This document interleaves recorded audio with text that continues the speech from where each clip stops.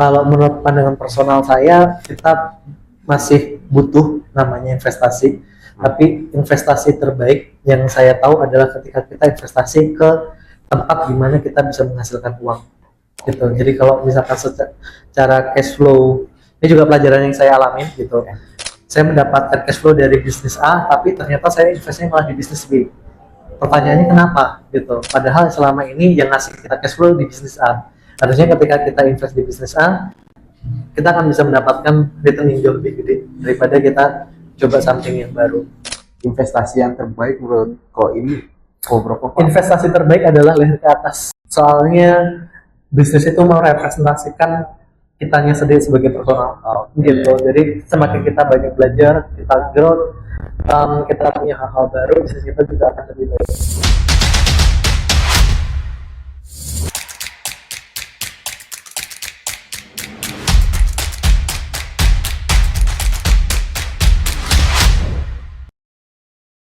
Oke, balik lagi dengan kita nongkrong bareng Bos Podcast ya.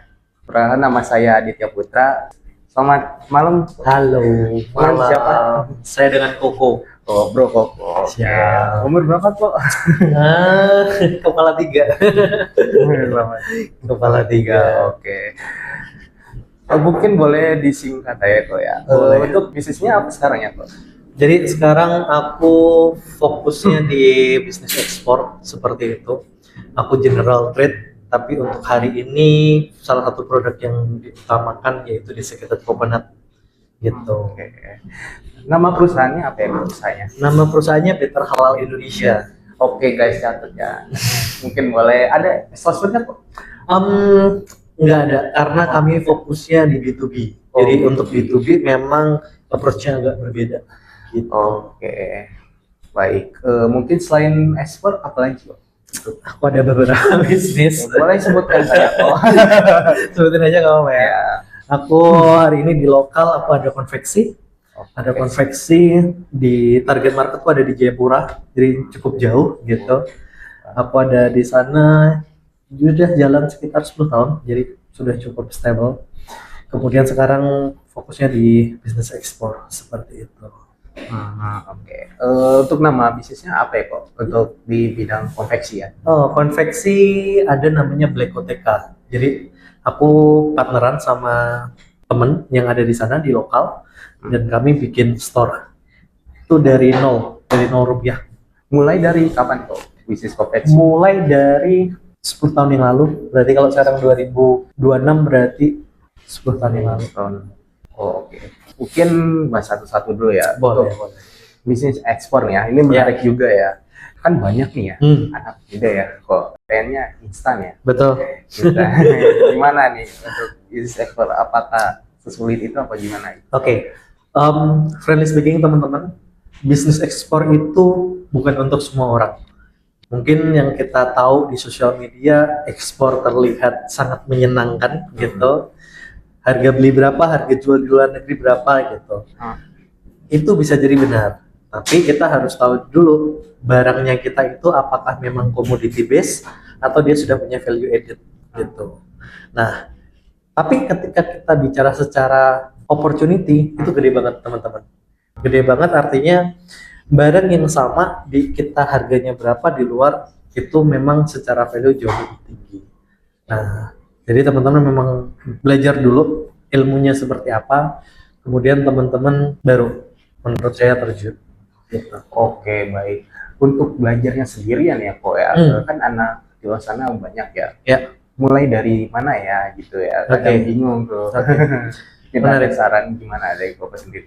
Kalau untuk belajar, saya belajar dari 2019 gitu. 2019 belajar, closingan pertama 2020. Jadi cukup lama lah. Saya bisa bilang tidak harus langsung dapat ataupun bisa langsung ekspor. Yang penting teman-teman paham dulu fundamentalnya seperti apa gitu. Nah, untuk bisa belajar fundamental, kalau saya dulu ada satu program dari pemerintah menurut saya bagus, namanya PPEJ. Itu kita bisa belajar ekspor dari nol sampai bisa seperti itu, atau ada beberapa komunitas juga. Boleh mention komunitas? Boleh dong. Oke. Jadi ada komunitas yang namanya IEC kalau di saya, Indonesian Export Community atau Indonesian Export Center, Indonesian Export Center IEC itu menurut saya oke, karena komunitasnya benar-benar membangun, saling ngajarin, saling berbagi informasi seperti itu. Kemudian di luar sana juga banyak komunitas-komunitas lain, tapi yang perlu diperhatikan adalah teman-teman memang harus belajar langsung, harus belajar sendiri agar tahu sebenarnya kendalanya di lapangan apa. Jangan cuma kemakan sama omongan manis di sosial media. Gitu. Gitu ya. Untuk problemnya sendiri yang Oke. bisnis ekspor itu apa sih, Bro? Oke, problem ekspor ada banyak, artinya dari setiap lini ada. Jadi mulai dari misalkan dari sisi produksi, atau kemudian dari sisi finansial, atau kemudian untuk mendapatkan marketnya, masing-masing berbeda gitu. Jadi problemnya nanti pasti teman-teman akan hadapin sendiri. Nah, kalau untuk di bidang saya untuk saat ini, problem yang kami hadapi sebenarnya adalah di kapasitas produksi. Artinya kami sudah bisa mendapatkan market, tapi dari sisi supplier kami itu kapasitasnya masih terbatas. Misalkan dalam 1 bulan baru 15 kontainer, padahal kebutuhannya lebih daripada itu, kurang lebih seperti itu. Jadi kalau kita bicara ekspor sebenarnya ada tiga hal yang teman-teman perlu pelajarin. 3K kalau kami menyebutnya. 3K itu satu, quality dulu, quality-nya dari produk tersebut. Oke, quality. Yang kedua adalah quantity, jumlahnya mencukupi tidak, jumlahnya banyak atau tidak. Sama yang ketiga yang paling penting, continuity, jadi keberlangsungan. Jangan sampai hari ini kita bisa kirim ekspor, bulan depan barang udah nggak ada. Nah, itu sangat dihindarin gitu sih teman-teman. Dan juga ya kok mungkin ya untuk yang awam-awam nih ya, yang mau belajar ekspor sendiri, hanya cukup ilmu saja apa gimana gitu? Oke. Kalau kita berbicara modal ya, untuk mulai apakah harus punya modal yang gede gitu? Jawabannya bisa iya, bisa tidak gitu. Tapi modal utama yang paling penting menurutku adalah modal belajar dulu, ilmu dulu gitu. Belajar ilmu dulu, tapi modal capital atau kemudian modal mental itu juga sangat penting, karena tanpa dukungan kedua modal tersebut, kita misalkan nih ketemu sama supplier atau ketemu sama buyer, kita udah harus punya skillnya gitu. Atau kemudian misalkan kalau kita punya ilmunya, kita tahu nih, oke, pembayaran yang aman itu seperti apa sih gitu. Jangan sampai nanti kita ujung-ujungnya justru malah tertipu gitu. Tips ya untuk dapat supplier gitu atau buyer gitu. Gimana sih tipsnya buat menghindari untuk hal-hal yang tidak diinginkan gitu? Mungkin ada tipsnya gitu. Boleh. Kalau bicara ekspor, saya lebih prefer untuk supplier dulu, gitu. Kenapa? Karena supplier ini memegang peranan yang paling penting. Kita bisa memastikan kualitinya seperti apa, harganya kompetitif atau tidak, kemudian dia punya sertifikasi apa saja. Karena kalau misalkan dia tidak punya, nanti ujung-ujungnya mentok. Saya prefer untuk misalkan nih kita kerjasama dulu, gitu. Kita kerjasama dulu, kita dapat commission fee kalau kita berhasil menjualkan, gitu. Artinya barang yang kita sudah ajak kerjasama ataupun pabrik yang kita sudah ajak kerjasama, setidaknya dia sudah pernah ekspor. Karena itu akan jauh lebih enak daripada teman-teman harus mulai dari level petani, gitu. Dari level petani bisa nggak? Bisa, tapi dia akan cenderung harga murah ya, tapi kualitinya belum tentu bisa dijagain. Gitu. Tadi ya, kita balik lagi ke 3K. Quantity, quality, sama continuity. Gitu. Kita masuk ke fase kedua ya. Bisnis konveksi ya. Konveksi. Untuk bisnis konveksi itu udah berapa lama ya kok? 9-10 tahun lah. Sama ya berarti ya. Bisnis konveksi itu untuk apa ya kok? Bisnis konveksi buat sebagian orang mungkin adalah sebuah bisnis yang membosankan gitu. Tapi dulu kenapa saya milih di bisnis ini, karena 3 hal. Kebutuhan utama manusia itu adalah sandang, pangan, papan. Jadi kira-kira dari 3 hal itu kita mau mulai dari mana sih? Nah, saya mau mulainya dari sandang. Nah, konveksi yang saya produksi adalah modelan yang custom. Jadi misalkan jersey, seragam kantor, seragam kampus, seperti itu. Jadi kami bisa memproduksi sesuatu yang sifatnya custom. orang order dulu, baru kami kerjakan. Dan saya mulai bisnis ini dari nol sampai sekarang punya store, punya produksi seperti itu. Keren ya. Untuk bisnisnya sendiri, konveksinya untuk apa ya? Untuk seragam kah? Ya, untuk seragam. Tapi mungkin yang membedakan saya sama beberapa teman-teman yang lain, saya fokusnya hanya di Jayapura. Jadi saya fokusnya di area Indonesia Timur. Seperti itu. Kenapa di sana? Karena di sana adalah sebuah market yang menurut saya masih sangat menarik, daya belinya tinggi, kemudian secara persaingan belum banyak gitu. Jadi saya masih main di Blue Ocean lah. Untuk apa pelajaran ya? Boleh. Pelajaran di bisnis ini apa sih yang pernah dilewatin gitu untuk Propopo sendiri gitu? Oke, pelajaran bisnis ya.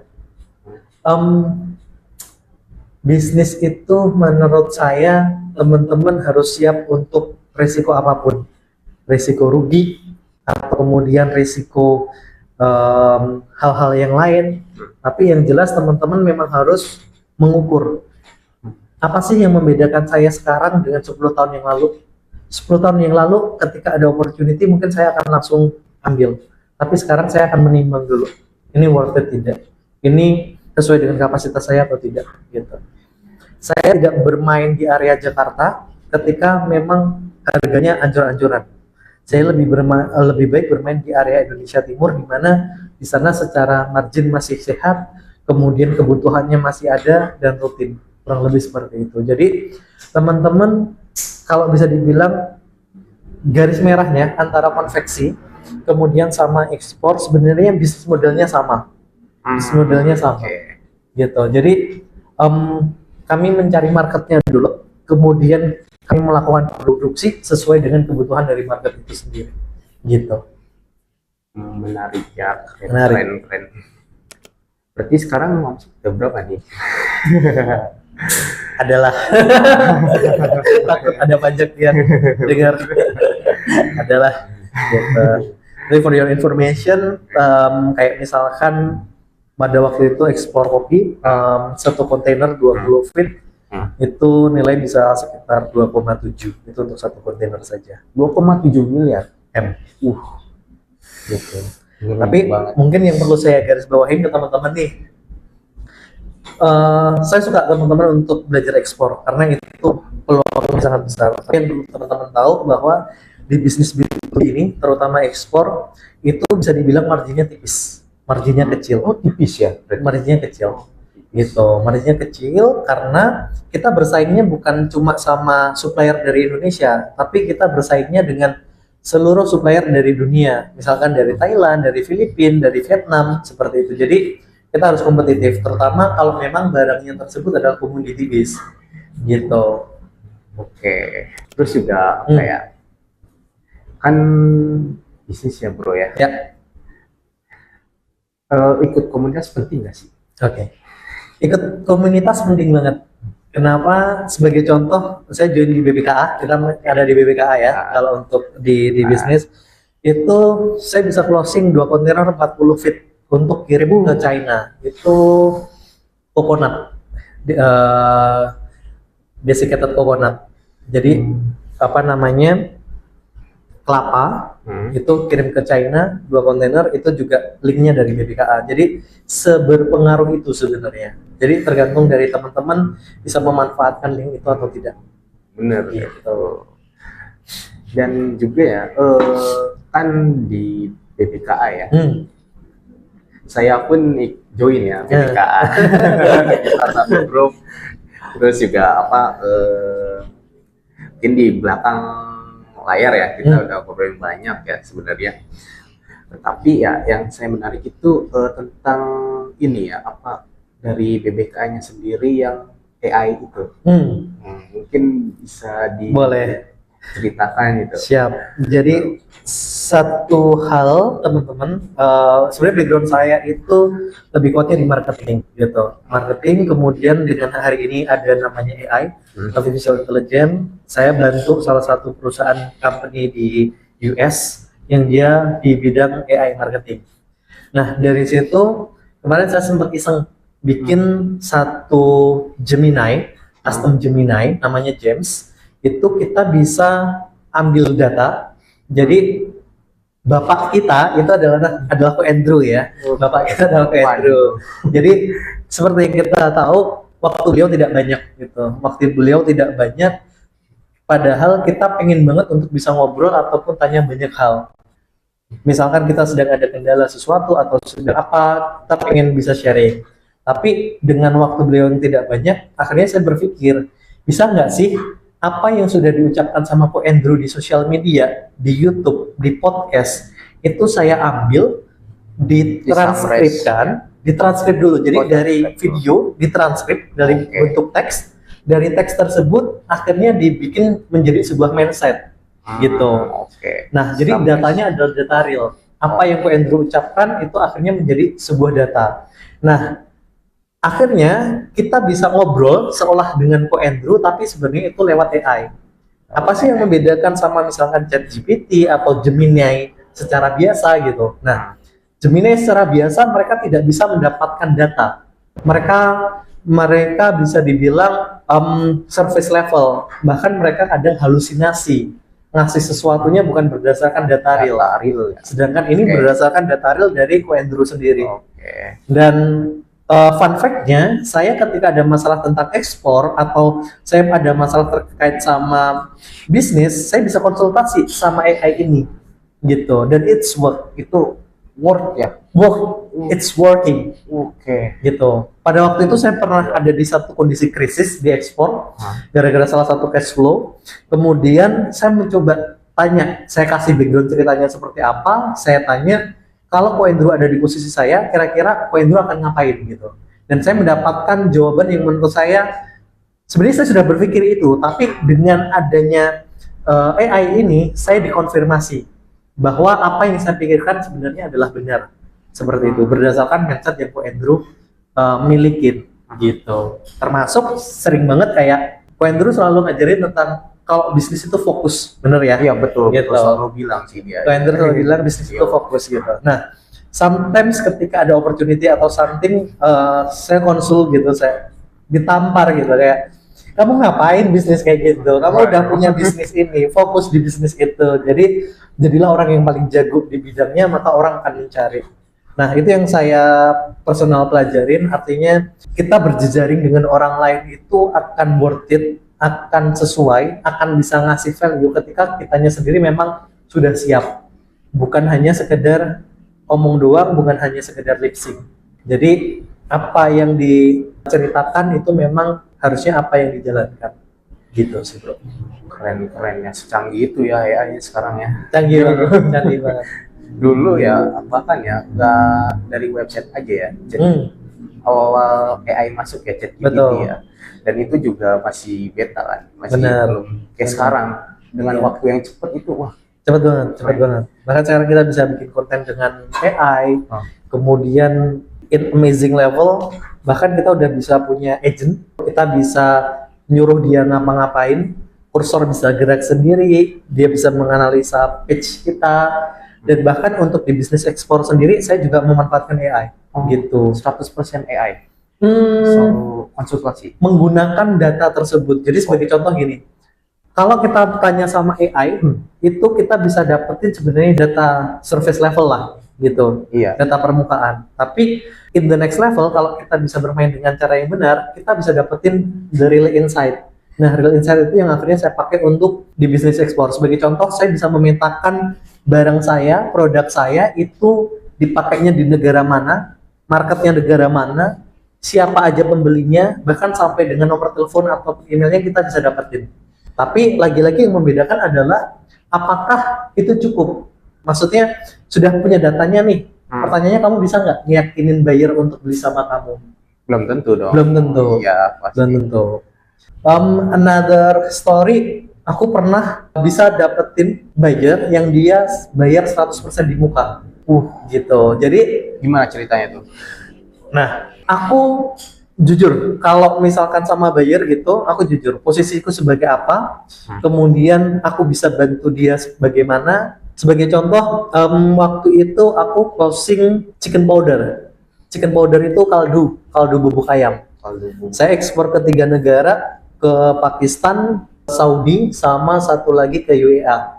pada waktu itu kita chatnya cuma by WhatsApp, nggak pernah telepon. Kemudian ya udah korespondensi hanya melalui email, dan ternyata dia trust dengan kami karena partner yang saya bawa itu memang pabrikan yang memang dia sebenarnya bisa produksi, tapi dia tidak bisa melakukan ekspor gitu. Jadi saya cukup banyak membantu pabrikan yang memang dia sebenarnya kapasitas produksinya bagus, kualitinya bagus, tapi dia kesulitan untuk mendapatkan market.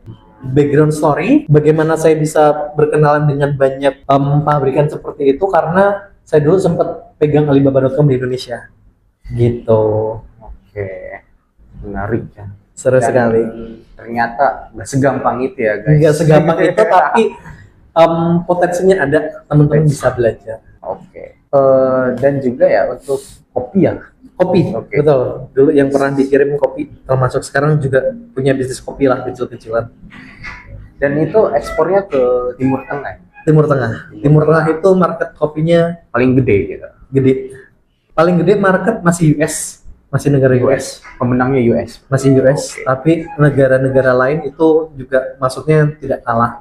Tapi kalau kita memang mau masuknya ke US, ada beberapa persyaratan yang memang harus dipenuhi. Sebagai contoh ada namanya FDA. FDA itu kayak BPOM-nya kalau di Indonesia. Gitu. Oke, Jadi iya. kita harus memenuhi syarat tersebut kalau kita mau ekspor ke sebuah negara. Dan kirim ke satu negara dan negara lain sebenarnya persyaratannya bisa jadi berbeda. Gitu. Oke, menarik ya guys. Seru sekali. Seru sekali ya. Terus juga selain ini ya, waktu itu juga pernah Apa tuh? arang briket ya. Betul. Pernah waktu itu arang briket, honestly speaking rugi. Oh, Gitu. Rugi. Wah, kenapa tuh? Kok bisa? Kenapa? Karena itu masih awal-awal banget, gitu. Wow. Masih awal-awal banget. Kemudian pada waktu itu saya salah di kandungan air KA, gitu. Jadi kandungan air yang ditetapkan oleh buyer ternyata pada waktu saya deliver itu lebih tinggi, gitu. Nah, kesalahan saya pada waktu itu adalah saya tidak turun lapangan. Jadi kalau teman-teman memang mau bisnis ekspor, saran saya teman-teman harus benar-benar tahu di lapangan seperti apa. Jangan hanya sekedar transfer, jangan hanya sekedar chat seperti itu, tapi di lapangan itu penting banget kalau kita bicara tentang ekspor. Semakin banyak ke lapang, semakin banyak pelajaran ya. Betul, betul. Gitu. Tapi potensinya untuk batok arang atau kemudian arang charcoal itu sangat besar. Arang charcoal itu biasanya dipakainya untuk shisha kalau di Oke. Timur Tengah, Iya, model betul, seperti betul, itu, shisha. atau kemudian untuk barbecue, untuk resto, hotel, itu mereka pada Gitu. gitu. Ya. Berarti kan arang briket tuh rugi apa ya? Tapi Tapi- alhamdulillah nggak kapok. Ke kapok.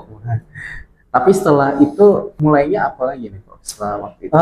Pada waktu itu setelah arang sempat jalan 2 kontainer, tapi sempat rugi juga, tapi tetap jalan seperti itu. Kemudian ganti komoditi. Nah, ini mungkin salah satu yang saya pelajarin, dan jangan sampai teman-teman ngikutin kesalahan yang sama, yaitu gonta-ganti komoditi. Karena ketika teman-teman terlalu banyak gonta-ganti komoditi, kecuali teman-teman yang sudah ahli ya. Kalau sudah teman-teman sudah ahli, dulu salah saya di awal karena saya gonta-ganti komoditi, padahal saya pada waktu itu belum ahli. Tapi kalau untuk sekarang, alhamdulillah saya sudah ada beberapa partner yang memang bisa mengerjakan untuk beberapa produk yang berbeda. Seperti itu. Oke, baik ya guys. Berarti wah banyak lah ya pengalamannya. Enggak lah, saya masih belajar. Gitu. Semoga apa yang saya share ke teman-teman bisa bermanfaat, karena sedikit cerita, saya belajar dari salah satu orang, belajar dari sejarah lah gitu. Saya diajarin ada 3 hal yang menurut saya penting, dan itu works untuk dijalani dalam bisnis, terutama ekspor ataupun mungkin dalam keseharian bisnisnya teman-teman. 3 hal itu, yang pertama adalah margin tipis itu ternyata nggak apa-apa. Sometimes ada teman-teman yang ngerasa bahwa apa ya, kalau marginnya nggak gede nggak mau ngerjain gitu. Padahal margin tipis ketika kuantitinya besar itu juga akan menghasilkan result yang oke juga. Itu pertama. Jadi margin tipis itu nggak apa-apa. Tapi kalau bisa dapat margin lebih baik, tentu saja oke. Yang kedua adalah teman-teman harus cash-cashan. Jadi dari sisi termin pembayaran, usahakan apa yang teman-teman kasih itu akan langsung dibayar. Kenapa? Karena sometimes yang bikin kita jatuh itu adalah hutang. Sometimes yang bikin kita jatuh itu adalah jatuh tempo, kita nggak bisa bayar, atau kemudian pembelinya hilang, kurang lebih seperti itu. Kalau di dalam bisnis ekspor, term of payment itu ada banyak dan teman-teman memang harus mempelajari mana yang memang paling aman buat teman-teman, mana yang teman-teman sanggup dari sisi kapasitasnya. Kemudian yang ketiga adalah cepat, usahakan putarannya cepat. Cash flow ya. Cash flow, putarannya Oke. cepat. Jadi sebagai contoh, saya mungkin di beberapa bisnis pernah rugi dan itu saya bisa bilang itu biaya sekolah lah, seperti itu. Ketika saya ketemu sama teman-teman ataupun senior-senior yang lebih oke, sometimes kita ngobrolnya adalah tentang biaya sekolah kamu udah berapa banyak gitu. Ya, bukan berarti bisnis itu boleh rugi ya, Iya. tapi usahakan tetap dalam manage segala Risiko, sesuatunya, risiko gitu. Jadi kalau 3 hal tadi yang saya bisa bilang adalah margin kecil oke, masih nggak apa-apa. Kemudian usahakan yang kedua cash-cashan atau term of payment-nya pastiin aman. Kemudian yang ketiga adalah usahakan putarannya cepat. Putarannya Gitu. cepat. Putarannya Oke. cepat. Jadi mungkin itu sih 3 hal yang bisa saya share dan semoga itu bisa jadi apa ya, insight lah buat teman-teman. Terus juga ya kok ya, untuk mindset ya kok ya, itu penting nggak sih kok? Penting banget, penting banget. Yang membedakan saya 10 tahun yang lalu sama sekarang terutama adalah mindset. Saya mendapatkan 1M pertama, by the way saya perintis ya, bukan pewaris. Oh, dengerin guys. Saya perintis bukan pewaris. Saya Mindset penting. mendapatkan 1M pertama dari usaha gitu. Jadi mungkin kalau misalkan tanpa usaha saya belum tentu bisa mendapatkan angka itu gitu. Omset pertama saya 1M. Dan itu cukup konsisten di bisnis saya sebelumnya di konveksi seperti itu. Tapi yang perlu teman-teman pelajarin adalah saya sebagai personal itu bisa dibilang bisnis kamu itu sangat ditentukan sama representasi personal. Jadi kalau kamu mau bisnismu gede, personalmu juga harus growth, personalmu juga harus bagus, mindsetmu juga harus bagus. Oke. Gitu. Jadi kita sebagai personal baiknya memang senantiasa belajar, investasinya leher ke atas itu paling penting. Selain guys. selain investasi saham, investasi kripto dan lain emas dan lain sebagainya gitu, tapi investasi untuk kotak itu Lebih penting. penting lah, jauh di atas segalanya. Betul. Kemudian bicara tentang mindset, ya kita memang harus belajar berinteraksi sama orang-orang yang memang jauh di atas kita. Gitu. Oh, benar sih. Karena ya semua orang hebat ya tercipta karena mindset guys. Sangat setuju. Gitu. Dan juga ya kok ya, berarti sekarang fokus ya untuk kedepannya tetap fokus ekspor. Untuk saat ini fokus di ekspor, terutama di desiccated coconut. Desiccated coconut itu tepung kelapa, kalau buat teman-teman yang belum tahu. Kelapa guys. Kelapa. Kelapa itu juga dari hulu ke hilir banyak banget produk turunannya. Bisnis yang sangat kerja inilah, Ya, luas ya. betul. Dulu saya sempat 2 bulan, 3 bulan tinggal di Maluku kayak gitu. Jadi tinggal di daerah terpencil hanya untuk mendapatkan suplai bahan baku kelapa. Saya benar-benar turun lapangan untuk tahu prosesnya seperti apa. Jadi ya teman-teman penting untuk turun lapangan, bukan hanya sekedar jadi trader yang tanya harga kemudian ngeghosting, di ghosting sama buyer, itu udah Waduh. masalah sehari-hari gitu. Berarti tahu ya. Terus ya kok ya, kan mungkin ya semua balik lagi tergantung individu ya. Betul. Untuk cara mengolah kan ya. Betul. Yang mungkin yang menurut mereka tidak berharga ya, justru bisa berharga untuk diekspor ya. Betul. Seperti kayak yang teman-teman pernah lihat ya, ada sebuah cuplikan saya pernah lihat di sosmed ya, itu limbah pakaian itu bisa jadi batu bata. Itu keren banget sih itu. Ya. Dan juga itu ada lagi kalau nggak salah tuh kayak biji-biji buah-buahan gitu, ternyata bisa diolah jadi obat segala macam, terus diekspor jadi. Fun fact terkait sama ekspor sesuatu yang unik, saya pernah kirim belalang goreng. Oh, belalang goreng. Belalang goreng. Saya ekspor belalang goreng ke Australia. Dan itu Ada banyak. marketnya. Marketnya di- ada. Marketnya ada. Jadi belalang goreng jangan dibayangin. Belalang goreng sebenarnya asalnya dari Jogja, dari mana namanya daerah Wonosari sana. Tapi belalang gorengnya ketika kita bicara tentang ekspor dia udah sangat proper. Jadi masukin ke dalam can kayak modelan kita beli beef atau beli sarden, modelan seperti itu. Waktu itu dia ordernya belalang goreng, kemudian ada mangut lele, gitu. Jadi marketnya memang market apa namanya supermarket yang memang dia untuk exotic food gitu. Bahkan dia sempat minta ulat sagu tapi aku nggak bisa Waduh, supply. serius itu? Serius. Itu Ada. dari mana? Itu Australia. Oh, Australia. Australia. Gila. Seru kan? Gitu. Ada ya? Ada. Unik, sangat unik.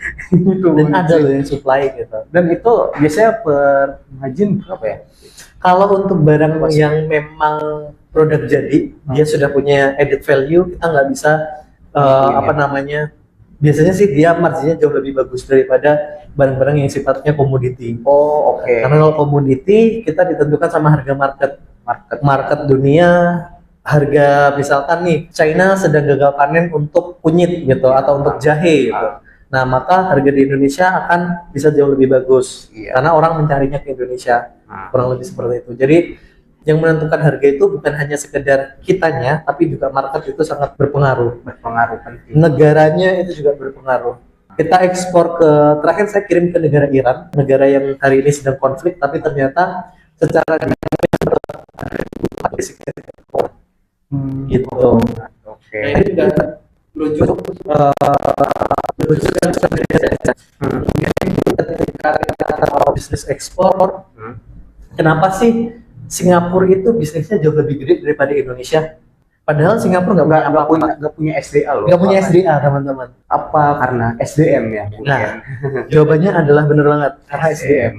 Orang luar, buyer luar, mereka bahkan jauh lebih percaya sama orang Singapura daripada orang Indonesia.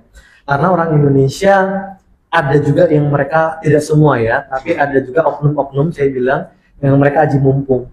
Nah, buyer saya dari Iran ini dia sudah down payment untuk pembelian tepung kelapa di Secreted Coconut. Tapi down paymentnya itu nggak dipakai untuk produksi, orangnya ngilang. Nah, ketika aku ketemu sama buyer ini, aku ternyata satu circle sama owner dari pabriknya dan aku kenal, akhirnya aku bantu selesaikan. Nah, dari situ buyer Iran ini akhirnya trust. Dia trust kepada saya dan akhirnya terakhir kirim ke Iran, alhamdulillah lancar dan kemungkinan akan order lagi dalam quantity yang jauh lebih besar. Oke, berarti trust itu sangat penting sekali ya. Penting banget ya. Penting banget. Bahkan sekalipun kualitasnya bagus ya, kalau nggak punya trust sulit ya. Betul. Jadi gimana sih cara membangun trust? Kalau dari sudut pandang saya akan mencoba yang nomor satu jujur. Artinya saya akan apa adanya. Buyer itu bukan butuh janji, tapi dia butuh kepastian. Nah, butuh kepastian guys. Gitu.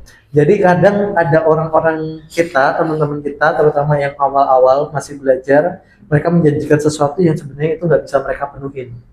Bahkan saya dapat buyer yang dijanjikan bahwasanya kalau kamu nggak bisa produksi, kamu akan aku denda. Berani nggak kamu gitu? Ada. Dan itu adalah bentuk komitmen. Gitu. Jadi ya itu balik lagi tergantung antara kesepakatan kita dengan buyer seperti apa. Ya, Iran menurut saya salah satu negara yang menarik, demand-nya cukup besar seperti itu. Kalau kan kebetulan ya, untuk kopi ya ekspor itu juga saya lihat ya, yang saya tahu knowledge-nya ya, itu India juga sangat bagus ya. Bener. India itu marketnya gede banget teman-teman. Ada banyak barang yang dari Indonesia dikirim ke India. Contohnya tadi ada kopi, ada coklat, kemudian ada juga betel nut. Betel nut itu pinang, itu di India juga kebutuhannya gede banget. Kemudian ada rempah-rempah. Terakhir saya kirim mace. Mace itu pala, gitu, pala ke India. Kemudian ada juga cengkeh dan lain sebagainya.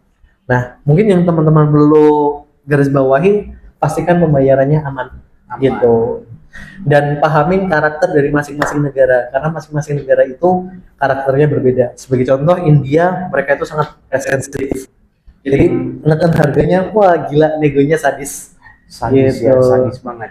Sadis, India itu sadis. Tapi once kamu dapat kepercayaan, market di sana itu gede banget ya. Oke, mungkin bisa ditiru ya guys. Betul, betul. Jadi ya itu bisa membuka peluang lah buat teman-teman yang ada di sana bahwa kita berjualan itu bukan cuma sekedar bebas gitu. Sebagai contoh, kalau tadi saya bicara balik ke konveksi, itu sebenarnya adalah bagian dari strategi. Kita jualan baju sebenarnya bisa kemana aja kan, tapi saya bisa memilih area Indonesia Timur. Itu adalah satu contoh. Kenapa alasannya Indonesia Timur kok? Oke, dulu singkat cerita saya ada di industri fotografi dan dia adalah klien saya. Gitu. Dulu dia klien saya sebelum akhirnya sekarang jadi partner bisnis.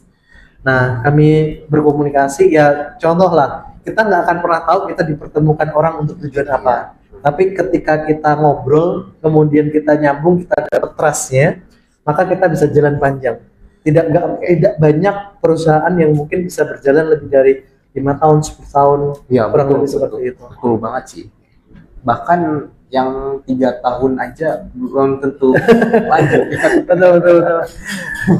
Dulu saya ketika zaman merintis, baru gajian itu 3 tahun. Jadi maksudnya saya jalan 3 tahun, duit diputar terus. Tahun ketiga saya baru bisa atau mau untuk menggaji diri saya sendiri. Gitu. Jadi menggaji diri sendiri dalam bisnis itu penting ya. Jadi jangan sampai kalian tidak mendapatkan fee dari situ, tidak mendapatkan salary, atau kemudian kalian mencampur adukan antara kebutuhan bisnis sama kebutuhan personal. Nah itu. Nah untuk pembisnisnya, entrepreneur ya, tabungan usaha sama pribadi ya, Harus beda. Oke. Kan kebanyakan rata-rata ya, tabungan usaha dan pribadi ini campur aduk. Betul. Tapi jangan sampai. Nah, cara paling sederhana kalau saya secara personal adalah saya mencatat hal-hal yang keluar itu secara rutin daily. Itu adalah cara untuk saya untuk manage accounting. Apa aja sebenarnya saya keluarkan, untuk apa, saya tahu, saya bisa evaluasi. Karena tanpa hal seperti itu, dalam bisnis pun juga sama ya, gitu. Kita tahu duit keluar untuk apa, kapan, kita tahu duit kita kemana. Jadi namanya bisnis ataupun personal, yang namanya keuangan itu fondasi sih menurut saya. Pertama ya, wajib pertama ya. Nah, kan kebanyakan anak muda nih ya, kok ya kayak usaha nih ya, kok bu. Rata-rata mereka bisa berjualan tapi nggak bisa ngatur uang gitu. Tipsnya mungkin kok gimana kok? Oke. Jualan dan manage uang itu adalah dua hal yang berbeda sebenarnya. Artinya ilmunya berbeda gitu. Orang mungkin bisa dapat duit banyak, waktunya cepat, tapi dalam manage uang dia belum tentu benar. Nah, manage uang personal dan manage uang perusahaan juga dua hal yang berbeda. Kalau tips dari saya, teman-teman ada yang namanya budgeting, punya pos-pos tertentu. Itu adalah cara untuk kita bisa manage gitu. Satu, budgeting. Yang kedua, disiplin. Ketika teman-teman sudah memastikan ini untuk kebutuhan A, ya untuk kebutuhan A. Kalau memang masih kurang, dulu mungkin orang-orang lama mereka akan lebih berpikir ayo dong dihemat gitu. Tapi hemat benar, tapi kita juga harus bisa meningkatkan pendapatan. Karena meningkatkan pendapatan itu unlimited, tapi ngurangin biaya itu ada limitasinya. Berarti sangat penting ya guys ya. Dan itu juga paling risiko lah ya. Kalau bro sendiri gimana cara manage uang? Manage keuangan sendiri ya, ya apalagi sebagai usaha ya, pasti untuk guys para penonton ya pasti ngalamin yang punya usaha ya. Yang paling tantangan paling besar tuh cashnya selalu nggak ada. Muter aja gitu. Betul. Kayaknya punya duit banyak tapi kok nggak punya duit ya. Ini benar banget. Nah, saya mau nanya kok, lebih kalau prinsip Koko ya, mending usahanya gede dulu tapi gak punya cash, apa ada cash tapi tetap dibarengin gitu seiring? Oke. Kebanyakan salah, kan kebanyakan pada umumnya ya. Apa bisnisnya gede banget tapi cashnya nggak ada gitu. Oke. Saya coba balik ke prinsip saya yang tadi. Kalau memang kita bisa dapat term of payment yang cash-cashan, itu akan jauh lebih baik. Artinya kita punya cash flow, gitu. Kita punya cash flow. Kenapa bisnis konveksi saya bisa bertahan cukup lama? Karena saya dibayar secara cash-cashan oleh customer, kemudian uangnya juga saya simpan, kemudian diputerin lagi. Nah, di sisi lain sebagai contoh cara untuk manage keuangan lainnya ya, kalau di bisnis saya selalu bikin evaluasi. Jadi bulanan, tahunan saya tahu duit keluar berapa, duit masuk berapa. Kemudian dari situ saya bisa bikin plan gitu. Rata-rata banyak penyakitnya pengusaha mula, mereka jago di bikin planning tapi gagal dieksekusi. Padahal yang penting itu eksekusinya. Kamu boleh punya ide apapun, ide secanggih apapun, tapi yang membedakan kamu sama yang lain adalah eksekusinya. Gitu. Oke, actionnya ya. Terus juga ya kok, kan mungkin ya sebagai entrepreneur ya, itu penting gak sih kok dalam jiwa ya, jiwa entrepreneur tuh kita kan rekrut ya, rekrut SDM ya. Sebagai entrepreneur tuh yang dicari karyawan kayak gimana sih kok? Oke. Rekrut SDM itu juga saya belajar banyak. Dulu pernah punya karyawan gagal gonta-ganti kayak gitu, atau kemudian lebih susah manage orang daripada manage ini apa namanya, manage klien. Gitu. Justru saya ya, justru untuk manage SDM ya, saya tepat sih. Oke. Ya mungkin masing-masing bisnis akan berbeda. Iya. Tapi yang saya hadapin di lapangan itu memang manage orang itu tidak mudah. Dan akhirnya yang menentukan apakah kita berhasil atau tidak adalah orang. Bisnis itu bicaranya adalah tentang orang. Kita bisa percaya atau tidak kepada orang yang kita percaya. Kemudian misalkan saya udah jalan pernah kena tipu segala macam, apakah pernah? Tapi itu kembali lagi, kita memang bisa manage ini atau tidak, gitu. Tantangan ya kok. Dalam manage SDM apa sih kok yang pernah ditemuin gitu? Oke. Tantangan manage orang itu adalah kita harus bisa baca orang, kita tahu karakternya orang. Makin kesini, makin kita berpengalaman, saya makin bisa tahu orang ini oke atau tidak, orang ini bisa jadi partner atau tidak. Itu yang saya pelajari. Membedakannya apa ya? Apa ya? Kalau saya bilang feeling, karena itu akhirnya adalah pengalaman yang diulang dan diulang. Gitu. Kita bisa tahu ketika kita ngobrol, kita wawancara sama calon karyawan kayak gitu, kita tahu kok orang ini benar atau tidak, orang ini jujur atau tidak, orang ini pantas untuk jadi partner atau tidak. Oke. Gitu. Yang paling utama dalam employee ya kok. Itu paling first tuh apa ya? Power ethic apa? Depend on the level. Karena ketika kita bicara employee, ada yang mereka di level, kalau employee-nya sorry to say dia kurang pintar, maka kasih direction. Kamu ngerjain ini, kamu ngerjain ini, kamu ngerjain ini. Itu kalau kurang pintar. Tapi kalau dia lebih pintar, level SPV, level manager, yang kamu ajak adalah bagaimana caranya kita kasih ini problemnya, bagaimana kamu bisa membantu untuk menyelesaikan ini, gitu. Jadi memang akan sangat berbeda tergantung levelnya, gitu. Dan keduanya sama-sama dibutuhkan. Kita nggak bisa semuanya di level pekerja, kita nggak bisa semuanya di level pemikir. Benar sih, gitu. Karena kita juga butuh lah. Betul. Dan bisnis bisa dibilang akan berjalan ketika kamu sudah menemukan orang yang tepat untuk menjalankan roda bisnisnya. Berarti untuk yang employee yang bisa celah masalah ya, kasih tahu masalahnya, problemnya apa. Kalau yang bisa berpikir, bisa mengerti apa yang harus dilakukan, dia bisa jadi partner kita. Tapi lagi-lagi kita sebagai business owner, kita yang akan menentukan mana yang memang fit, gitu. Karena kita adalah leadernya, kita tahu ini akan diarahkan untuk kemana, gitu. Sometimes mereka tahu apa yang harus dilakukan untuk menyelesaikan masalah, tapi mereka tidak bisa melihat helikopter view dari masalah ini sebenarnya apa. Karena mereka biasanya hanya dalam satu bidang tertentu, sedangkan kita sebagai business owner, kita tahu di bidang yang lain, dari sisi logistiknya, dari sisi produksinya, atau dari sisi marketingnya, seperti itu. Jadi memang cukup bervariasi. Oke, keren sih. Paling ini ya kok, untuk misal nih, entrepreneur nih, kan banyak yang gini loh kok, kan tentang keuangan itu rata-rata ada yang sulit ya, apa gimana kan ya. Terus juga apa, mereka manage keuangan, terus segala macam ya. Tapi apa ada nggak sih kok kayak rekomendasi dalam arti buku gitu Apanya? Buku. Pernah baca? Suka baca buku nggak kok? Suka baca buku. Ada rekomendasi nggak kok untuk mereka ini yang mau belajar keuangan segala macam? Oke. Untuk belajar keuangan mungkin ada satu buku yang menurut saya cukup oke.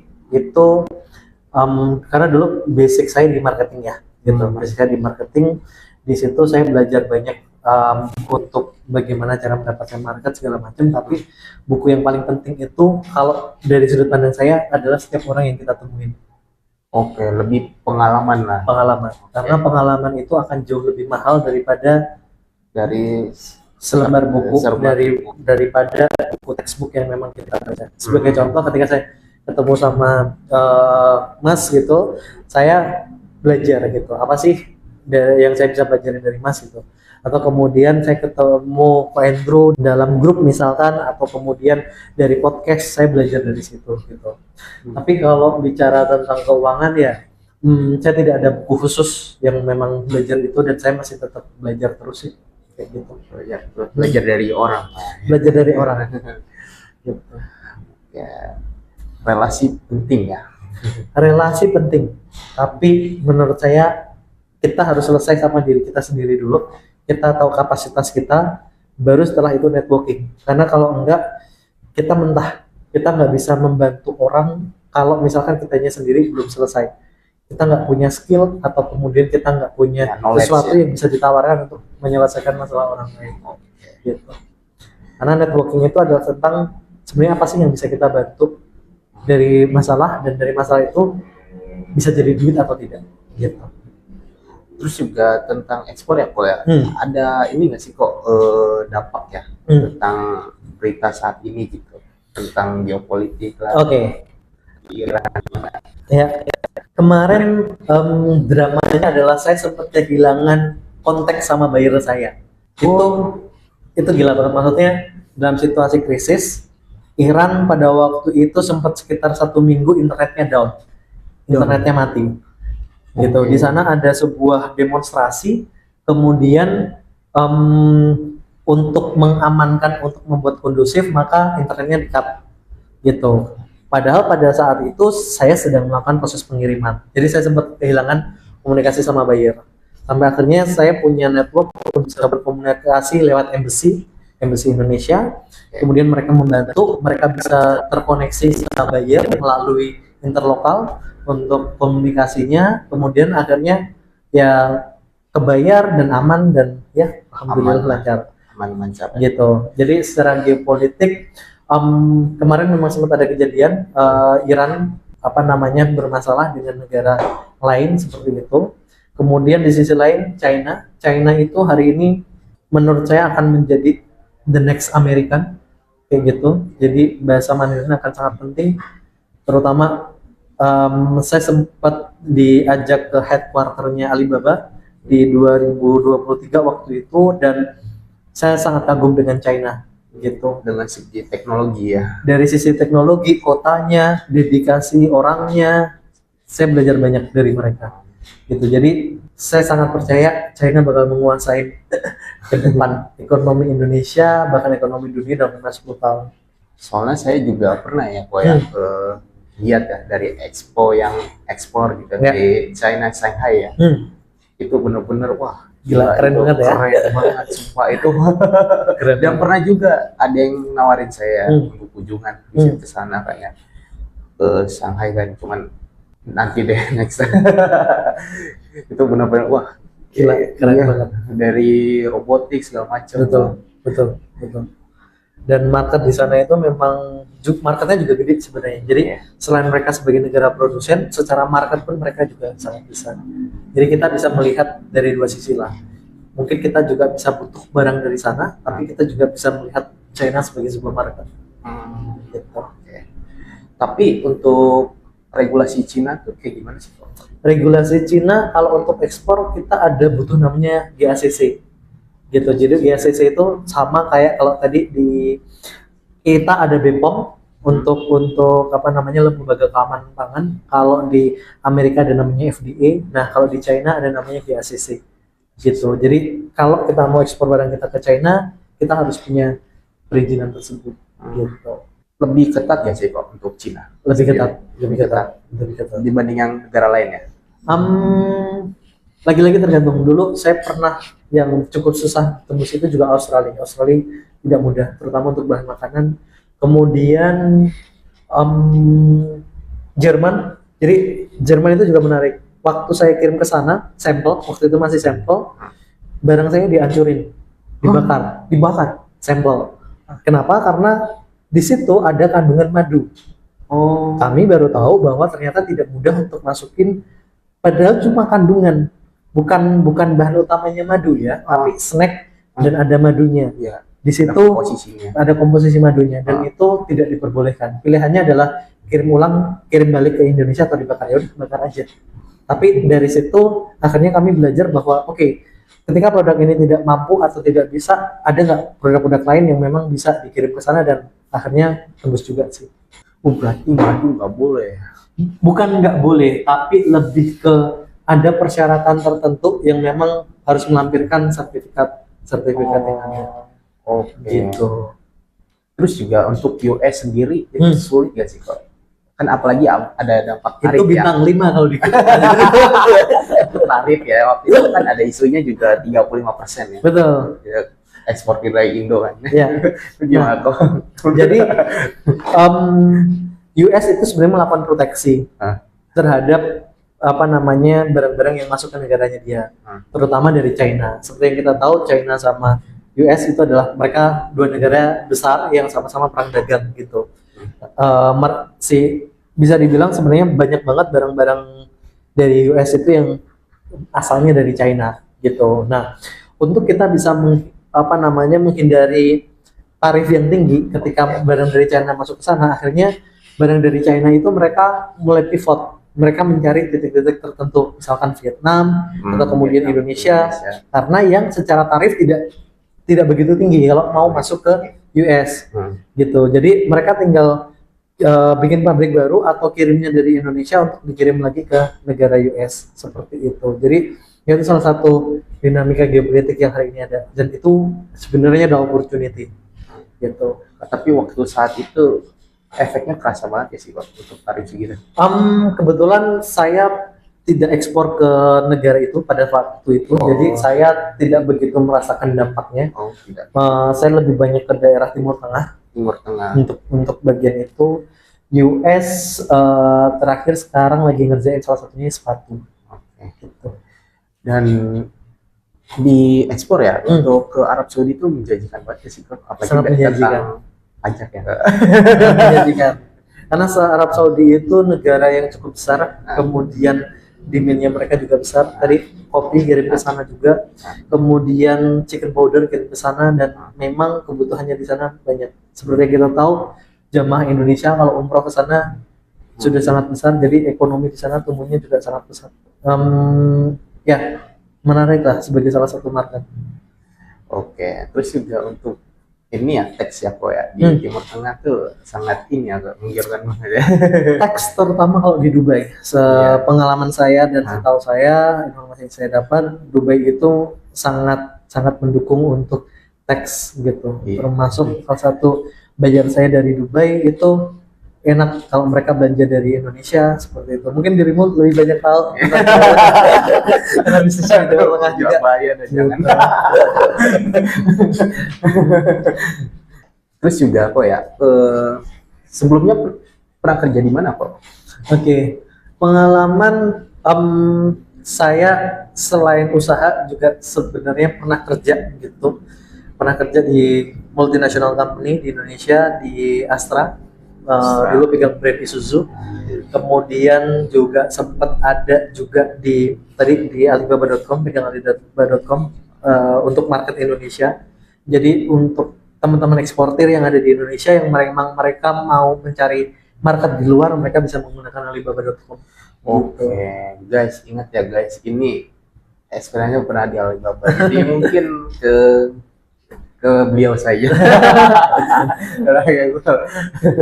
Ibunya sudah jelas lah pernah di Alibaba gitu. Berarti selama di Alibaba udah berapa tahun kok? Alibaba waktu itu nggak lama sih, 2 tahun. 2 tahun di Alibaba, di trading company-nya juga seperti yang trading company. Kemudian setelah itu bikin sendiri keluar, kurang lebih seperti itu sih. Berarti lebih banyak lah belajar di situ ya. Belajar dan dibayar. Oke. Gitu. Jadi mungkin pendapat saya tidak familiar lah. Untuk beberapa orang, tidak semua dari mereka bisa langsung keluar dan usaha. Tapi beberapa dari mereka memang harus mulai merintis dulu dari harus bekerja untuk mengumpulkan modal, mengumpulkan ilmu dan lain sebagainya. Apapun itu dari sudut pandang saya dan menurut keyakinan saya itu tidak masalah. Artinya semua orang punya goals-nya tertentu, ada banyak jalan menuju ke sana gitu. Oke, menarik banget ya. Dan ini juga ya, kan ya untuk ekspor ya. Mungkin yang awam ya, yang mau bisnis gitu ekspor, itu mereka apa harus punya kontainer dulu gitu untuk ekspor? Oh, tidak. Jadi ketika bicara tentang ekspor itu tidak harus kontaineran, teman-teman. Ada namanya FCL, ada namanya LCL. FCL itu full container load, LCL itu less container load. Nah, kita belum tentu ngirim itu langsung satu kontainer. Bisa jadi kebutuhan buyer itu hanya quantity kecil, gitu. Bahkan ada juga yang sifatnya kayak paketan. Ada yang saya sempat tahu, dia kirim ekspornya itu ada ikan hidup diekspor, atau kemudian kirimnya tanaman. Tanaman juga tidak harus kirim satu kontainer gitu. Kemudian misalkan kita kirim buah gitu, ekspor buah juga bisa kontaineran, bisa juga via pesawat. Gitu. Jadi moda transportasi itu ada banyak, bisa lewat udara, bisa lewat darat, bisa lewat laut, seperti itu. Dulu ekspor saya pertama kali itu 2020 di konveksi, itu saya sudah ekspor duluan. Itu ke negara tetangga Papua Nugini. Papua Nugini. Nah, menariknya ketika saya kirim barang, itu kirimnya ke Singapura dulu. Dari Singapura baru dikirim ke Papua Nugini. Jadi Kenapa tuh bro? Kalau boleh tahu? Di Indonesia setahu saya jalur untuk logistik itu memang hubnya hari ini ada Singapura, ada juga Malaysia.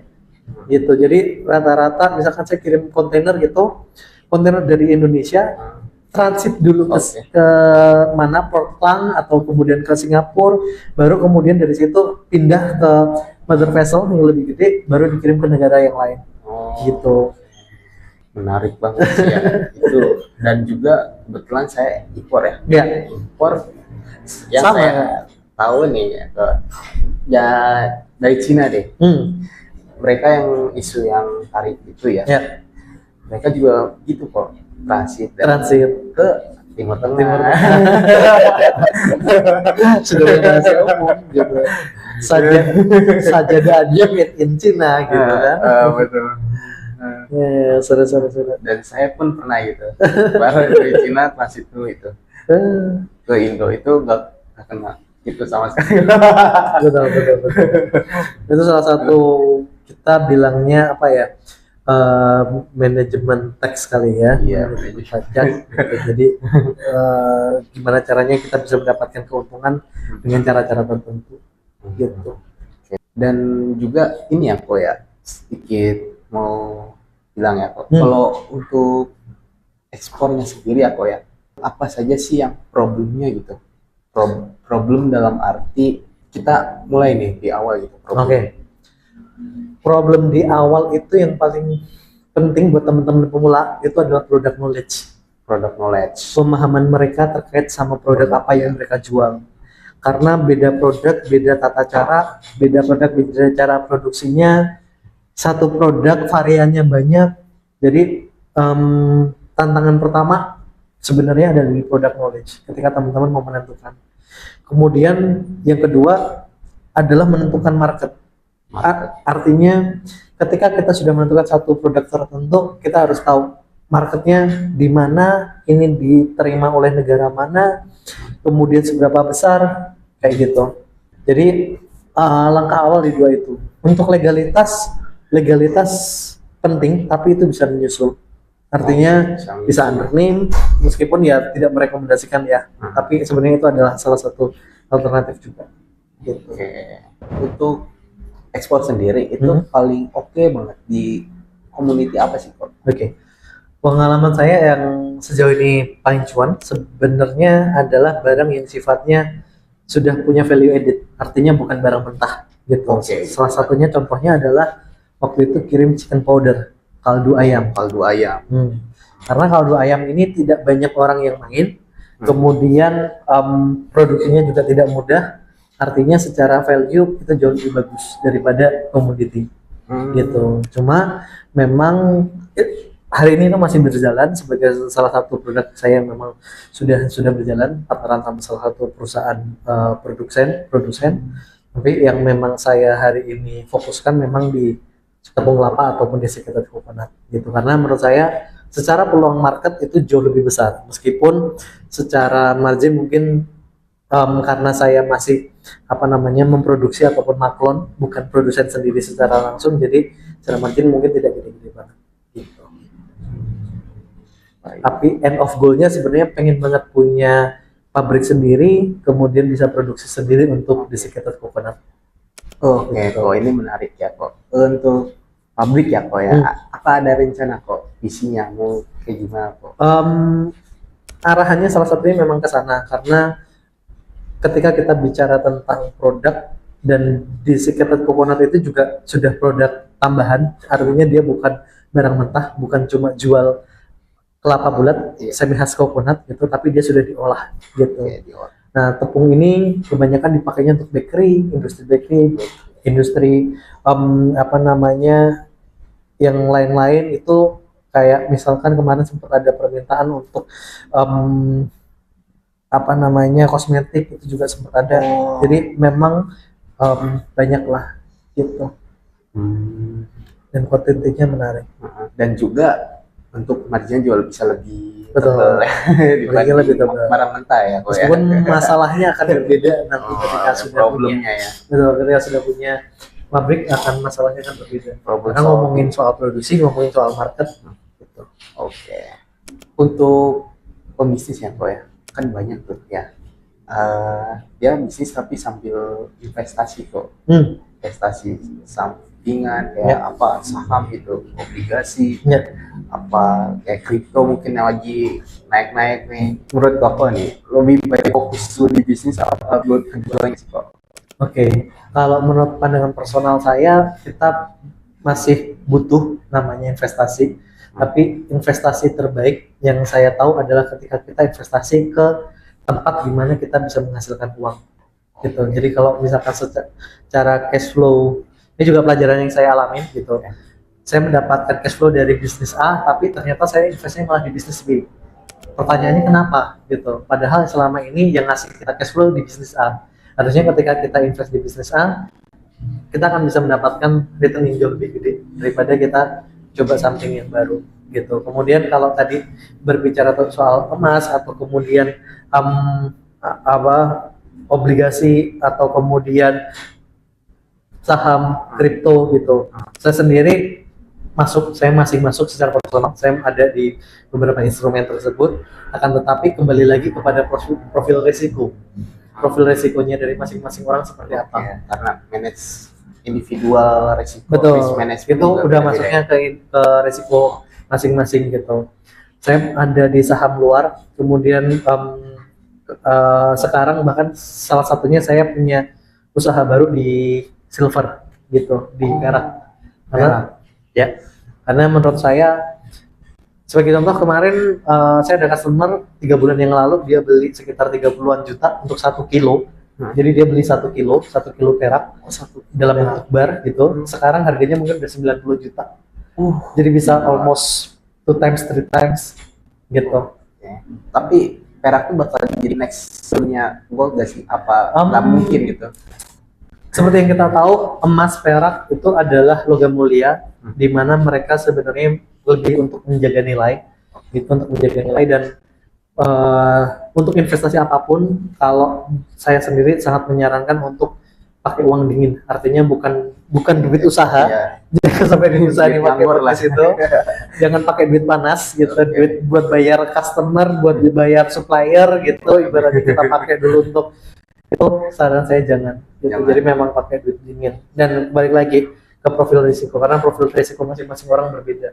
Investasi yang terbaik menurut kau ini berapa Pak? Investasi terbaik adalah leher ke atas. Oh, tetap leher ke atas. Tetap leher ke atas.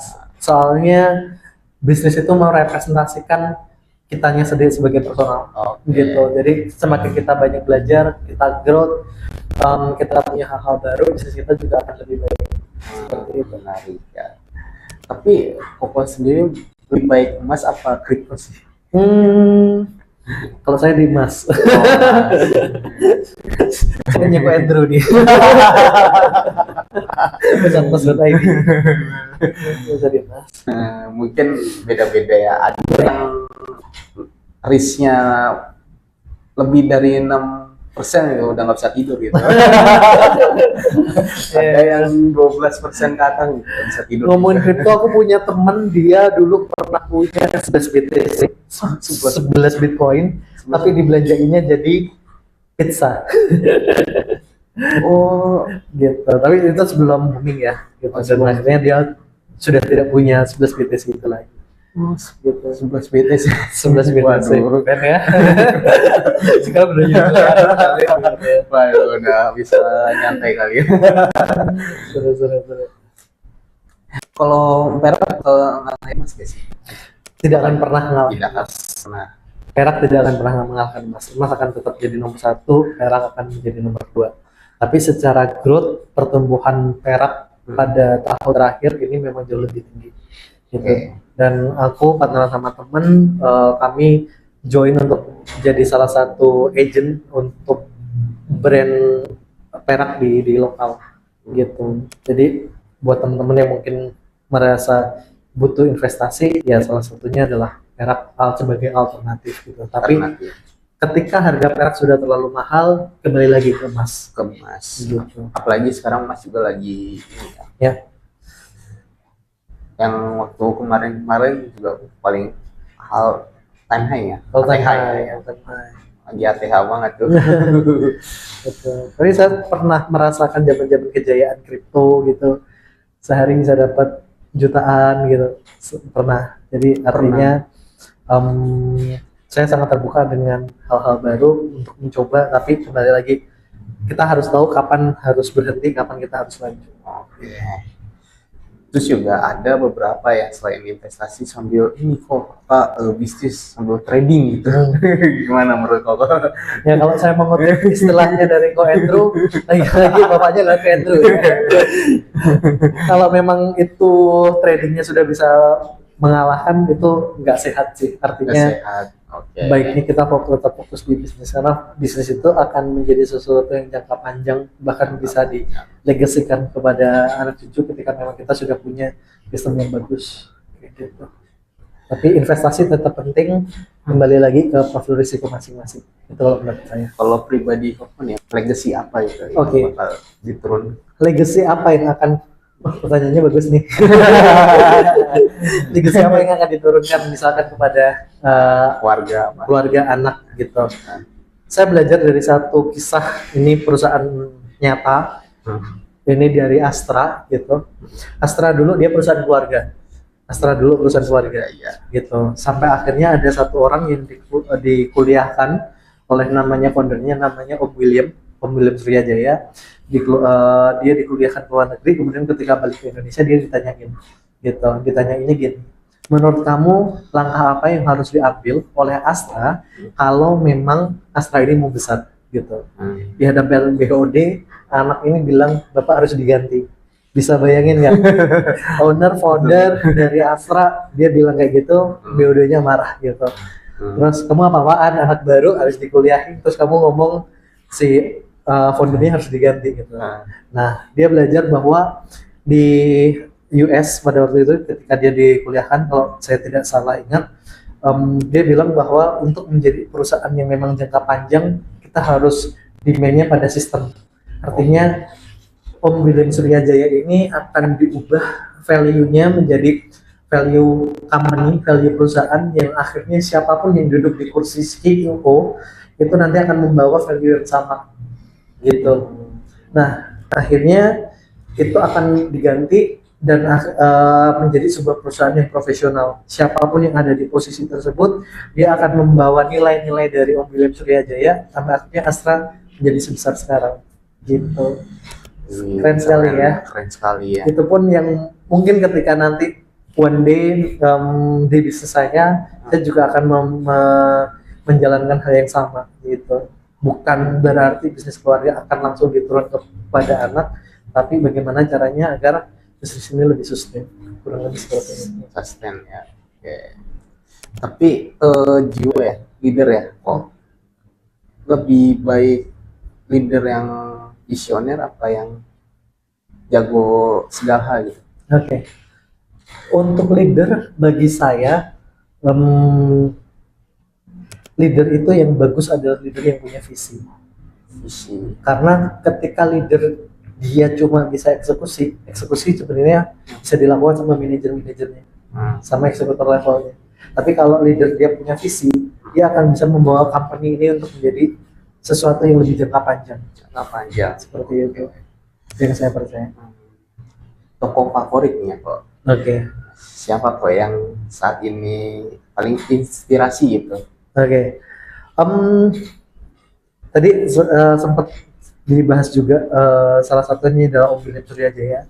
Beliau tokoh yang menurut saya sangat menarik gitu, untuk menjadi sebuah inspirasi perusahaan yang tadinya perusahaan kecil, perusahaan keluarga menjadi sebesar sekarang Astra dan bisa menjadi naungan untuk sangat banyak orang. Kemudian selain itu saya ngelihat kalau yang hari ini ada di sekitar kita, Ko Andrew, karena pasti Ko Andrew tadi sampai yang kita tahu, beliau adalah orang yang hari ini masih hidup kemudian bisa beradaptasi dengan zaman gitu. Saya melihat apa yang dilakukan sangat-sangat strategik dan saya belajar banyak dari beliau, termasuk tadi saya bikin sebuah AI James di mana kita bisa tanya ke situ ada masalah apa, dan itu gratis. Maksudnya kalau misalkan video ini tayang kemudian mau dilampirkan linknya boleh, saya sangat terbuka begitu.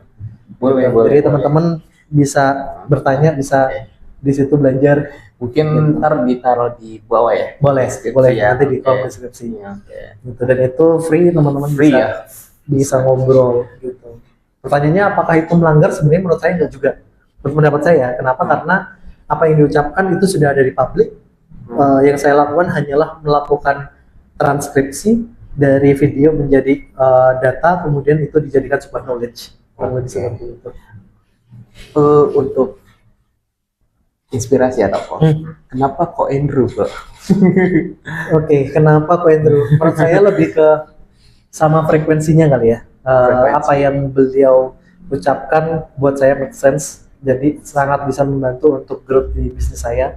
Terutama ketika saya pernah ada problem segala macam pun, saya juga mencoba memposisikan kalau misalkan saya punya mentor, beliau sebagai mentor saya, kira-kira beliau akan mengarahkan saya seperti apa sih gitu. Tapi pengen banget ketemu gak? pengen banget, tapi juga kita harus punya value. Artinya kalau misalkan saya belum punya sesuatu yang bisa saya deliver, untuk apa saya mengganggu waktunya orang, karena waktu orang menurut saya memang benar-benar sangat berharga. Iya, sangat berharga ya. Dan juga saya sendiri pun ya memang paling inspirasi Ko Andrew sih. Karena ya di podcast sebelumnya ya, dia tuh orang yang fokus ya, konsisten gitu. Yang bahkan 10 tahun 14 tahun bukan, waktu 10 tahun waktunya ya, itu gak ada teman, dia jadi fokus di bisnisnya gitu. Betul. Kita juga baru tahu Ko Andrew di sosial media, juga bisa dibilang belum begitu lama secara timeline waktu, karena beliaunya fokus banget di bisnis ya gitu. Terus juga be wise gitu ya. Yang saya baru ketemu gitu, orang tokoh gitu yang seperti beliau gitu, sangat wise sih. Betul. Jadi ya dapat saya, kita bisa belajar dari siapapun. Semua orang itu adalah buku berjalan gitu, menurut pendapat saya. Kita bisa ambil apa yang baik, kita implementasikan. Karena yang membedakan kita sama yang lain itu, kita belajar nggak dari orang lain gitu. kemudian kita belajar dari kesalahan orang lain atau enggak. Ya, gitu. Dan kita jadi orang yang tumbuh atau tidak, itu yang paling penting sih. Oke. Balik ke personal masing-masing. Tuh. Dan ini ya kok ya, mungkin pendidikannya kok penting sekali nggak sih kok, kayak kuliah kayak gitu? Pendidikan penting, sangat penting. Saya termasuk perintis bukan pewaris, jadi saya bisa ada di posisi saat ini pun karena pendidikan. Gitu. Saya kuliah di salah satu universitas negeri di Jogja, kemudian saya juga bisa mendapatkan beasiswa, dan saya bisa membuktikan bahwa pendidikan itu akan bisa mengubah banyak hal. Tapi pendidikan bukan satu-satunya cara. Artinya banyak teman-teman yang ada di luar sana yang hari ini mungkin belum tentu bisa mendapatkan pendidikan, tapi mereka jauh lebih hebat. Kenapa? Karena mereka sebenarnya bisa belajar dari kehidupan. Gitu. Justru banyak banget ya belajar dari kuliah. Kuliah itu kalau ditanya apa yang didapatkan dari kuliah, menurut saya cuma satu, cara berpikir. Oke, cara Gitu. berpikir. Kalau ditanya teori segala macam mungkin saya sudah lupa. Tapi kalau ditanya apa yang membentuk saya sampai dengan saat ini, salah satunya adalah cara berpikir. Oke. Gitu. Cara berteman juga ya. Cara berteman, cara berrelasi. Gitu. Kita itu akan sesuai dengan siapa orang-orang di lingkungan sekitar kita. Apa sih kok penyesalan ya? Penyesalan waktu berbisnis, terus waktu kerja mungkin. Apa sih kok penyesalan dulu gitu yang pernah dialami gitu? Oke. Salah satu bentuk penyesalan saya bisnis sudah berbagai macam. Saya mulai dari, saya pernah punya production house, saya pernah punya studio, saya pernah jualan gorengan, dan akhirnya apa yang membuat itu menyesal adalah ketika saya tidak pernah mencoba. Itu adalah biaya yang menurut saya paling besar ketika saya tidak pernah mencoba. Saya akan menyesal kalau saya tidak pernah mencoba. Meskipun ujung-ujungnya gagal atau kemudian ada biaya sekolah yang harus saya keluarkan, tapi menurut saya itu adalah sesuatu yang membentuk saya sampai sekarang. Mungkin boleh spill, Bro Kakak? Apa? Mungkin boleh spill gitu. Apa sih yang pernah dikeluarkan gitu? Paling gede gitu biaya sekolah. Biaya sekolah ya masih 3 digit mungkin ya, biaya sekolah yang dikeluarkan gitu. Tapi ya itu sedikit cerita, kayak misalkan dulu saya pernah jualan gorengan gitu. Dan pada waktu itu ibu saya adalah karakter yang memang, buat apa sih kamu ngambil duit tabungan untuk jualan gitu. Itu dari sisi ibu. Tapi kalau dari sisi bapak, karena kebetulan bapak juga pengusaha, jadi bapak bilangnya udah nggak apa-apa, biar anaknya tahu, mau berhasil alhamdulillah, mau gagal alhamdulillah, biar dia tahu, biar dia nyoba. Itu bedanya mindset. Ya, artinya mindset, saya bersyukur tumbuh dari keluarga yang memang rem dan gas gitu. Jadi saya juga tahu kapan saya harus berhenti, kapan saya harus ngegas gitu. Dan saya dapat kepercayaan dari bapak untuk ya udah cobain aja gitu. Nanti kamu akan belajar, nanti kamu akan tahu. Gitu. Karena kan banyak banget ya kok ya anak muda gitu mulai gitu takut. Mungkin karena omongan ya kok, omongan orang. Karena ini kan yang bikin ngerem kita ya kok, omongan orang ya. Terus juga terlalu memikirkan resiko gitu. Betul. Yang sehingga nggak mulai-mulai gitu. Oke. Dan juga gimana sih kok biar kebuka gitu mindset mereka gitu. Oke. Gimana caranya agar mindsetnya terbuka? Kalau dari sudut pandang saya adalah kita memang harus bergaul dengan orang-orang yang memang sesuai dengan visinya kita. Kita mau berubah seperti apa? Misalkan kamu memang mau jadi pengusaha, deketinlah atau bergaullah dengan orang-orang yang memang punya mindset tersebut. Karena dari situ kita akan belajar, pikiran kita akan terbuka. Karena kalau kita ngandelin motivasi itu akan naik turun, tapi kalau kita punya lingkungan yang suportif, atau kemudian yang kedua kita juga disiplin untuk bisa menentukan itu, maka ya itu bukan sebuah kemustahilan kok gitu. Yang kedua adalah bagaimana caranya kita memang growth secara diri kita sendiri sih. Paling kan banyak juga kok, kayak misal nih anak muda juga. Apalagi event saya sendiri gitu, waktu awal-awal gitu, minder gitu, minder sama orang yang lebih hebat gitu, lebih wise, sehingga ya yang nggak nyaman gitu untuk diri saya sendiri gitu. Nah, mungkin pernah gitu, pokok sekalipun gitu, ya gimana sih supaya nggak minder, supaya nggak ini gitu. Buat saya pernah ada di fase itu, gitu. Saya pernah ada di fase itu, bahkan sampai sekarang pun saya juga masih belajar. Artinya saya terus tumbuh, dan ngomongin minder atau tidak sebenarnya itu adalah persepsi terhadap diri kita sendiri. Kalau memang diri kita menghargai diri kita secara personal, maka orang lain pun akan menghargai dengan cara yang sama. Seperti itu. Kemudian bagaimana caranya agar teman-teman berani memulai? Menurut saya, mulai aja dulu tapi mitigasi resiko. Artinya tanpa teman-teman memulai, teman-teman tidak akan pernah tahu, tapi juga jangan sampai gaspol.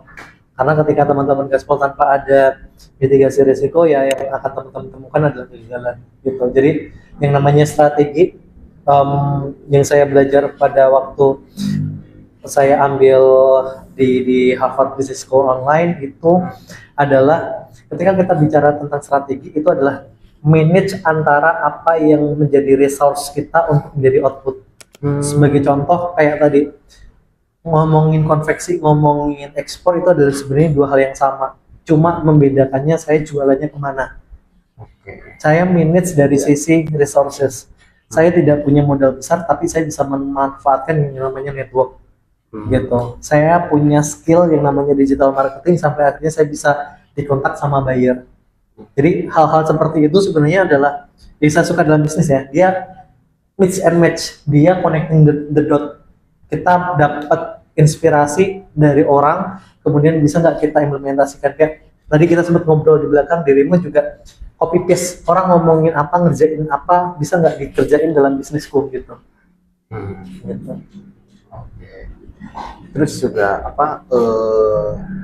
tentang SOP ya, SOP di perusahaan Koko sendiri gitu. Oke. Bicara tentang SOP itu, saya pernah ada di multinational company, saya pernah ada di perusahaan yang kecil juga, dan saya sekarang leading untuk perusahaan sendiri. Nah, apa sih yang membedakan di antara ketiganya? SOP itu baru bisa ditentukan ketika memang sudah berjalan. Jangan sampai dari awal kamu bikin SOP, karena kalau gitu caranya perusahaanmu nggak akan jalan. Tidak serta-merta apa yang ada di multinational company bisa langsung kamu implementasikan kepada bisnismu yang masih kecil. Gitu. Kalau gitu caranya, ya dirimu akan pernah jalan, karena untuk SOP sesuai dengan SOP akhirnya nggak jalan-jalan. Tapi ketika kamu sudah jalan, kamu sudah bisa melihat polanya, kemudian diperbaikin, nah itu baru bisa, kurang lebih seperti itu. Dan continuous improvement lah, artinya di usaha dalam bidang apapun kita pasti bisa ujung-ujungnya bisa melihat celah apa yang bisa diimprove dari bagian produksi, apa yang bisa diimprove dari bagian logistik, apa yang bisa diimprove dari marketing dan lain sebagainya gitu. Jadi ya itu sih mungkin yang bisa saya share. Ada referensi nggak sih kok kayak misal pengen nyoba ekspor yang lain gitu? Untuk saat ini masih coba difokuskan, jadi saya lagi-lagi belajar untuk mencoba fokus di Executive Coconut. Untuk saat ini tetap expert ya di bidangnya. Ya masih belajar lah. Tentang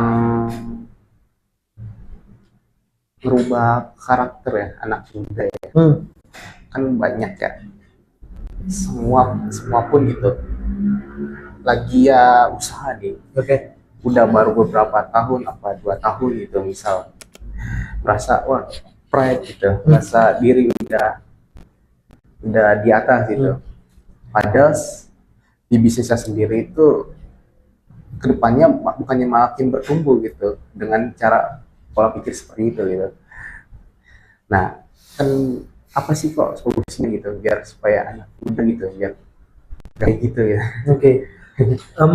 Apakah pernah ada di fase seperti itu? Jawabannya pernah gitu, dan ada. Mungkin saya bisa bilang setiap orang ketika ada di kondisi atas dia bisa seperti itu. Tapi kita bisa tahu bahwa bisnis ini seperti roda yang bergerak, kadang dia di atas, kadang dia di bawah. Market itu selalu naik dan turun. Jadi kita memang harus manage. Sebagai pebisnis kita harus lebih bisa punya dana darurat karena kita nggak pernah tahu namanya kondisi yang nantinya akan terjadi. Jadi memang harus pintar-pintar manage keuangan, bukan cuma cari duitnya. Dan buat teman-teman yang mungkin sedang ada di fase tersebut, banyak-banyaklah bergaul sama orang lain. Karena ketika kita bergaul sama orang lain, kita tahu bahwa saya pernah ketemu orang dengan income yang jauh lebih besar daripada saya, yang tidak jauh lebih sombong gitu, dan mereka sangat down to earth. Jadi saya sangat belajar dari orang-orang tersebut. Saya pernah belajar dari orang-orang yang pendapatannya miliaran dalam 1 bulan, Miliaran. kayak gitu. Jadi ya saya terus belajar. Jadi ketika ketemu orang itu yang saya suka sih. Keren. Harus ditiru ya guys ya. Sama-sama belajar. Sama-sama belajar. Tapi sekarang belajar apa nih kok? Sekarang belajar untuk bisa membesarkan bisnis, karena bisnis saya juga masih tumbuh gitu. Jadi ya kita nggak akan pernah tahu dunia Tuhan akan membawa kita kemana, tapi kita cuma bisa berusaha yang terbaik. Itu aja sih. Saya kan ini ya kok mau nyoba ekspor nih, misal saya belajar ekspor, tapi ini apa untuk legalitas kayak gitu segala macam, dan juga dapat bayarnya ya. Oke. Dapat bayarnya gimana sih kok gitu? Oke. Jadi mulai mau masuk ke dunia ekspor ya. Ya. Saran saya sebenarnya adalah 3. 1, ketika teman-teman memang mau masuk ke dunia ini, fokus. Itu 1. Mulai belajar dari satu komoditi, satu produk, kemudian cari suppliernya. Kemudian yang kedua adalah teman-teman belajar ilmunya dulu. Karena tanpa ilmu ya teman-teman, kita tanpa ilmu untuk bisa naik motor, untuk bisa naik sepeda, kita pasti jatuh. Sama. Dalam bisnis pun juga sama. Apalagi ini bukan sesuatu yang besar. Kemudian yang ketiga, teman-teman memang harus menikmati proses sih. Karena prosesnya tidak mudah, tapi ketika teman-teman bisa menikmati proses, teman-teman bisa terus belajar. Fun fact, saya pernah ketemu sama orang yang dia nggak bisa bahasa Inggris sama sekali, tapi dia bisa closing kontaineran. Jadi kalau teman-teman merasa bahwa ekspor itu harus bisa bahasa, Big no ya. Big no. Dia ketemu sama orang ngobrol translate pakai Google Translate. Dia bayarnya datang ke Indo. Jadi menurut saya bahasa bukan lagi halangan, tinggal ke bagaimana teman-teman bisa Cari celah lah ya. cari solusi untuk hal-hal tersebut. Nah, guys, mentalitasnya harus ditiru guys, kayak gini. Berarti nggak harus kita jago, tapi kita harus belajar ya. Belajar, yang penting belajar. Kayak gitu tadi, apakah benar? Sebenarnya nggak juga. Kita akan tetap lebih baik kalau misalkan kita bisa bahasa Inggris atau kemudian bahasa Arab, bahasa apa, tergantung kebutuhan seperti itu. Bahasa Mandarin terutama. Mandarin. Ya, paling itu aja sih bro. Siap. Thank you. Sebelumnya. Terima kasih. Terima kasih banyak sudah ngobrol-ngobrol bareng. Thank you. Ya, next ntar ada part 2 mungkin kan. Oh iya. Mungkin komen aja gitu kalau ada yang mau. Siap, gitu. kalau ada pertanyaan Boleh, ya. Iya. Mungkin ada request, pertanyaan dan segala hal gitu. Bisa DM ya ke Nongkrong Bareng Bos, dan juga dari YouTube ya, komenan bisa ya, request atau ntar saya bikin story di IG untuk pertanyaannya yang mau ingin gitu, kan saya kirim ntar untuk linknya ya, gitu sih. Siap. Thank you. Terima kasih Terima kasih ya. banyak.